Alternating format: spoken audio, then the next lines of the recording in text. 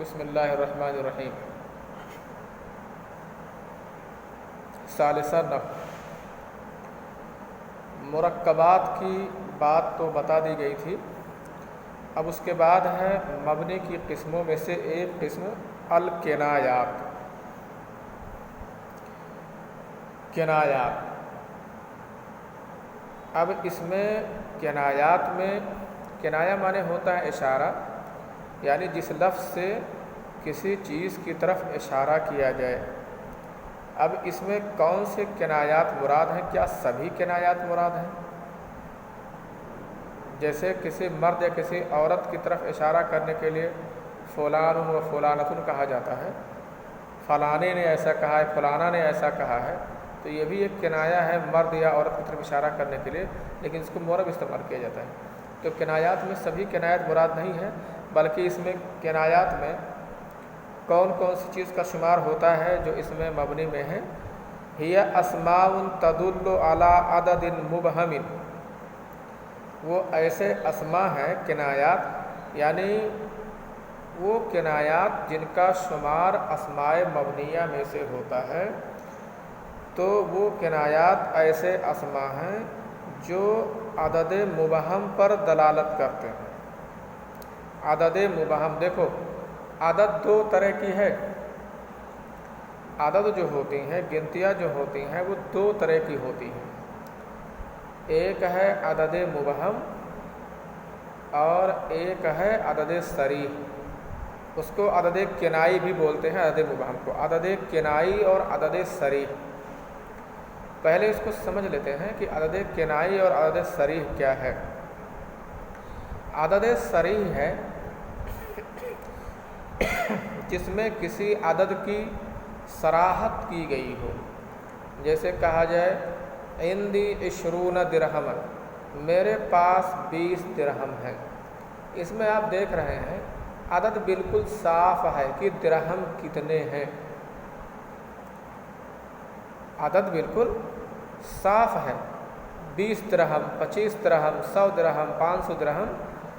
یہاں اس کو بولتے ہیں تو ایک سے لے کر کے جو انگنت گنتیاں ہیں جن کا کوئی انت نہیں ہے، وہ تمام چیزیں عدد صریحی میں استعمال کی جائیں گی، وہ تمام عدد صریحی ہیں۔ تو وہ جو عدد صریح ہیں تو اس میں 11 سے لے کر کے 19 تک آپ نے پڑھا ہوگا، یہ مبنی ہے اور باقی سبھی معرب استعمال ہوتی ہیں۔ لیکن عدد کنائی، عدد کنائی کا مطلب ہوتا ہے کہ کوئی صاف صاف عدد تو نہیں معلوم ہوتی ہے، لیکن ایسا معلوم ہوتا ہے کہ کوئی کسی عدد کے بارے میں ہی بات ہو رہی ہے، اس کو عدد کنائی بولا جاتا ہے۔ جیسے کہہ دیا جائے کہ آپ کے گھر کتنے لوگ آئے تھے، تو یہ کتنے لوگ آئے تھے، کتنا یہ کوئی عدد تو نہیں ہے، لیکن اندازہ ہو رہا ہے کہ عدد ہی کے تعلق سے، کچھ عدد کے تعلق سے ہی بات ہو رہی ہے، عدد کے تعلق سے ہی کچھ بات ہو رہی ہے، تو اس کو عدد کنائی بولتے ہیں، یعنی اشارتاً یہ عدد کی طرف ذہن جاتا ہے، نہ کہ صاف صاف کسی عدد کی طرف ذہن جاتا ہے۔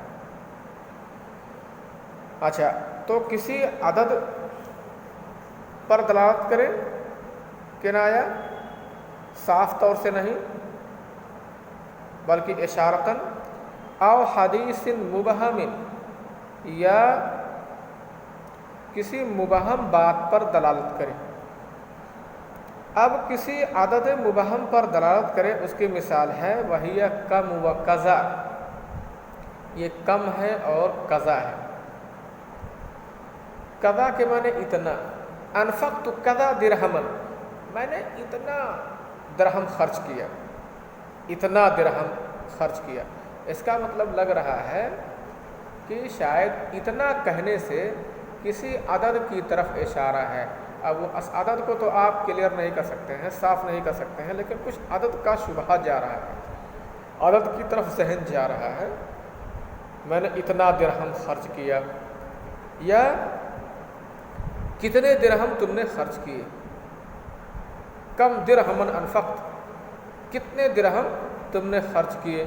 وہ بولے انفقت کذا درہمن، میں نے اتنا درہم خرچ کیا۔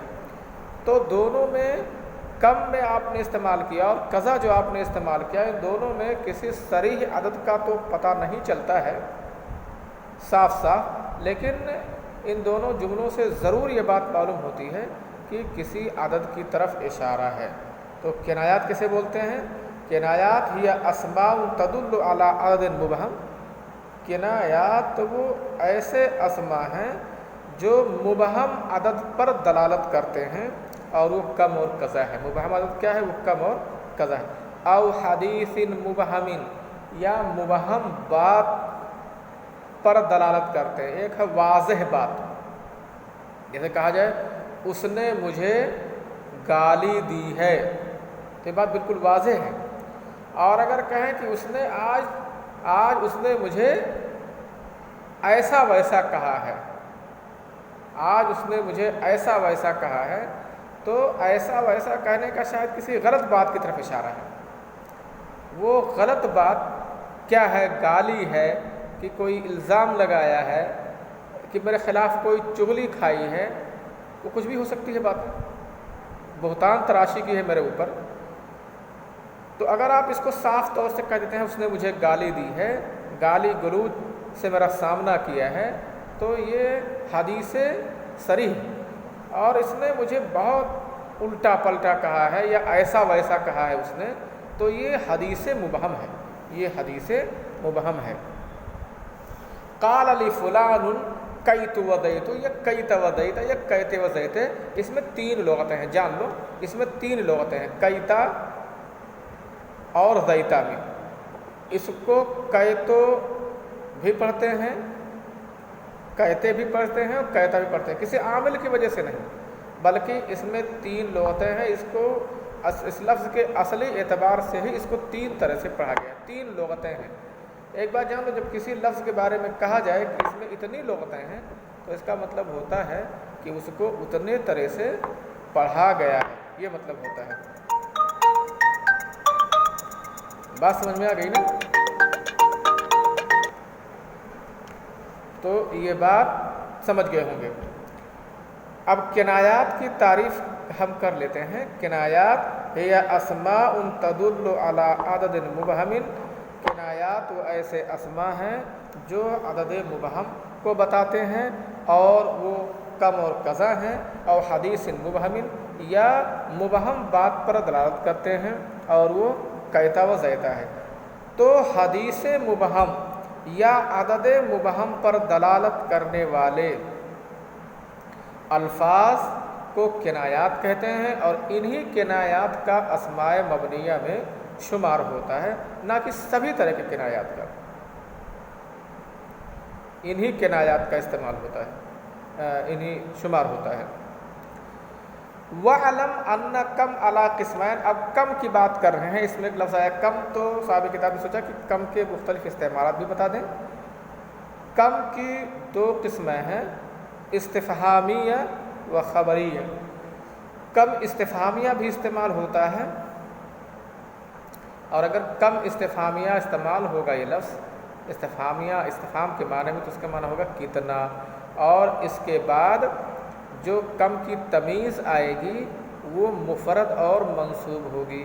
جیسے آپ کو کہنا ہو کہ تمہارے پاس کتنے روپے ہیں، تو کتنے کے لیے آپ کم کا لفظ استعمال کرو گے، کم استفہامیہ، کم روبیتن عندک، تمہارے کلاس میں کتنے طلباء ہیں، کم طالباً فی فصلک، اس طرح کہا جائے گا۔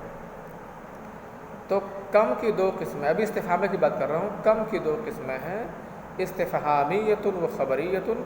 استفہامیہ جو ہے وما بعدها منصوب مفرد علی التمیز، جو استفہامیہ جو اس کے بعد ہے، کم استفہامیہ کے بعد، وہ مفرد رہے گا اور منصوب رہے گا تمیز کی بنیاد پر، منصوب مفرد علی التمیز، تمیز کی بنیاد پر وہ مفرد منصوب رہے گا، یعنی کم کی تمیز مفرد منصوب ہوگی۔ کتاب میں آپ کی مثال دی ہوئی ہے، کم رجلا عندک، تمہارے پاس کتنے آدمی ہیں، ایسے لکھا ہوا کتاب میں دیکھو۔ وَعَلَمْ أَنَّ کم علی قسمین، جان لو کہ کم کی دو قسمیں. ایسے آپ کو بنانا ہو آپ کے پاس کتنے قلم ہیں, آپ کے گھر میں کتنے پنکھے ہیں, اس طرح کی مختلف مثالیں آپ بنا سکتے ہو. آپ کی جیب میں کتنے روپے ہیں, آپ کے الماری میں کتنی کتابیں ہیں, کتنی کیا چیز ہیں, اس طرح سے آپ مشق کر سکتے ہو. وخبریۃ, اور کم خبریہ بھی استعمال ہوتا ہے. تو کم خبریہ اگر استعمال ہوگا تو اس کے معنی کتنا نہیں ہوگا بلکہ اس کے معنی بہت سے ہوں گے. اس کا ترجمہ کیا جائے گا بہت سارا. جیسے کم مال انفقتہ, میں نے بہت سا مال خرچ کیا. ہاں اس کے بعد جان لو کم خبریہ کے بعد کم خبریہ کی جو تمیز ہوگی وہ مجرور ہی ہوگی. ہاں وہ مفرد بھی ہو سکتی ہے اور مجموع بھی, جمع بھی ہو سکتی ہے. کم خبریہ کی تمیز مفرد مجرور رہے گی یا جمع مجرور رہے گی, اور اس کا ترجمہ کرتے وقت اس کا ترجمہ کیا جائے گا بہت سارا. جیسے آپ یہ بولیں کم رجل لقیتہم, کم رجل لقیتو, اس کا معنی ہوگا بہت سے آدمیوں سے میں نے ملاقات کی. یا کم رجال لقی, بہت سے لوگوں سے میں مل چکا ہوں.